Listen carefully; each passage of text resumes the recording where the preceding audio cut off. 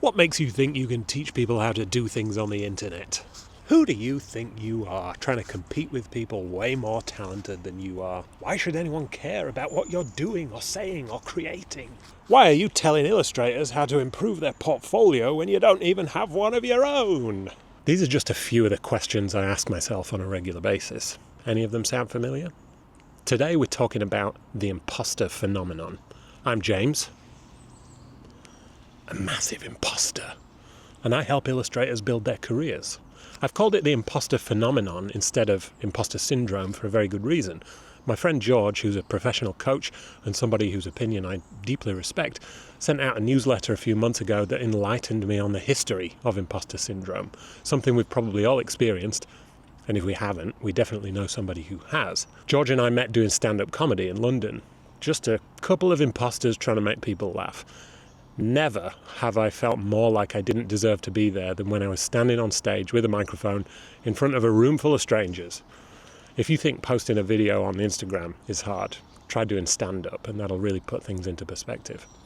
He explained to me that it was originally named imposter phenomenon in 1978 by two psychologists studying feelings of inadequacy in high-performing women. Only more recently has it been called imposter syndrome. But when it's called a syndrome, it suggests that we are unwell and that we need a cure. If we were to reframe it as imposter phenomenon, again, perhaps we could see it as a curiosity to be interested in and experienced and observed rather than a medical condition. Are you suffering from imposter syndrome? Or are you just feeling a little bit nervous and you're not completely confident about the situation you find yourself in? One of those is a problem. The other is just an everyday situation. So I wanted to share that with you first in the hopes that it will help you look at it a little bit differently, because it certainly helped me. So we've got a couple of names for it, but what actually is it? I've heard a lot of definitions. Feeling like you're out of your depth is one that resonates with me, but another one describes it as a collection of feelings of inadequacy that persist despite evidence of success. So there are all sorts of feelings we might have when we feel inadequate and out of our depth. Anxiety and self-doubt and low self-esteem and fear of failure, etc. When we're just starting out at something like art, these feelings are expected and normal and possibly justified. But when we progress in our career and we start racking up evidence that we are doing a good job and we're being hired by great clients or getting a promotion or even getting some fans on social media, etc., that collection of feelings doesn't go away. Even if you're making illustrations that are awesome, that clients and fans really love, banger after banger, you still feel like you don't deserve it.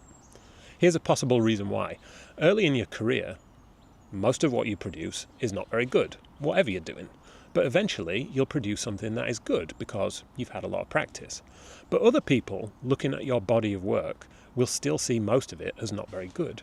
You may get some actual negative feedback on it, but more than likely, you'll get no traction and no feedback, which seems like negative feedback in itself sometimes. The longer you go, the more good work and even great work you'll produce, and you can start to slowly get rid of the stuff that's not very good from your portfolio. And eventually, your portfolio will be mostly good with some great work in it. This is when people start to notice and praise you for it, and clients start to hire you for it. But because you've been through that process of producing a load of work that's not very good for years, you may feel like all this good and great work you're producing is luck, and you don't really feel confident you know what you're doing. You still see yourself as an artist who makes mostly bad work, who's just on a lucky streak, and it could crumble any time, despite all the evidence that you are good and sometimes great. That's years of mental training you've gone through that tells you that you're not good enough. For a while you weren't, but now you are. It's very difficult to undo those years of mental training. So let's look at the technical problem first, and then we'll try to tackle the mental part. If you can produce something good or great once, then you can do it again, as long as you learn from it. At the start, when you're trying all sorts of things to find your style and make something, anything that's good, you are in an experimental phase, putting things out there to see what works. And that is a good strategy at the start. But once you do make something good and you get some evidence that what you've done has worked, you've got to pause and ask yourself why. What did you do differently in this one that you didn't do in the others? Was it the subject? Was it the style, the colours, the technique, the software?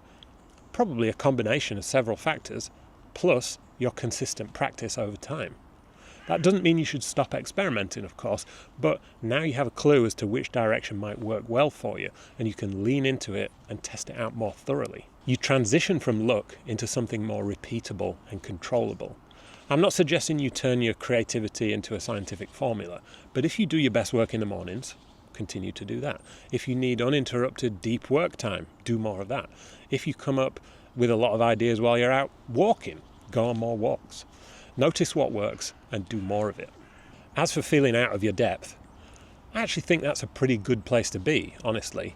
High stakes, you're on the hook, and you have to try hard to keep up. That's got to be better than low stakes where you have no responsibility and everything you do is really easy. So when you start getting hired regularly, at some point you're going to be hired for something that you've never done before, where there's more on the line and you'll feel pretty nervous about it. But that's when you'll learn the most and advance the most, because you have to. You're stretching yourself. You've got things you can do over here, and you've got things you can't do over here. In the middle, you've got things you can do with a bit of help, and you might have to learn some new skills to be able to do it. It's right at the edge of your skills and experience, but you can do it if you set your mind to it. Then, when you apply that effort and you do a good job and you're hired for something else that's at a similar level, it's easier the second time round, and you get comfortable there at that level for a while until you're hired for something even bigger and better and more complicated. And you repeat this process until you're working on projects that you couldn't have imagined a few years earlier.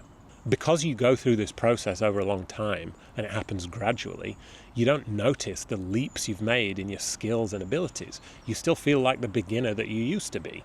You don't feel like you've earned your spot at this place where you're working on really complicated and well-paid projects and you feel insecure about it. If you felt like you deserved to be there and that you had a right to be working on these big campaigns, that may or may not be true. But you probably wouldn't work as hard and you probably wouldn't feel thankful to be in the position you're in. So that insecurity is actually an advantage. It means you have to give 100% of your focus to doing a good job, and you'll appreciate it more. So what about retraining your mind to get to a place where your confidence is more in line with your skills and experience? Well, there are some things you can do to even the score a little bit, but I would argue that balancing it out completely would be counterproductive. I've often heard a saying that if you're the smartest person in the room, you're in the wrong room, because there's nothing to learn there. It's good to be surrounded by other artists who are doing great work and who inspire you, because you can learn a lot from them.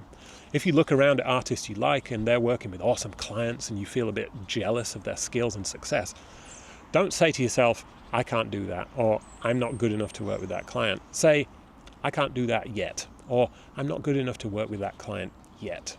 If you add that one little word, it transforms from a limitation into a stepping stone.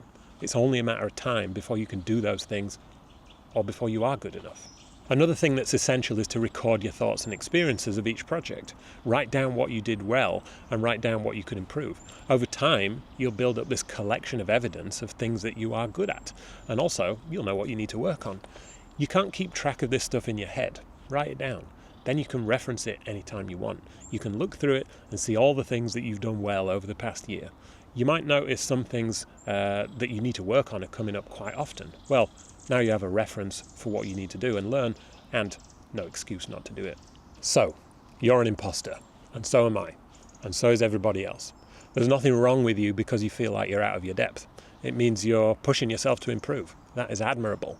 There's a hell of a lot of people out there who don't put themselves out there or get out of their depth, because if they never try, they never fail.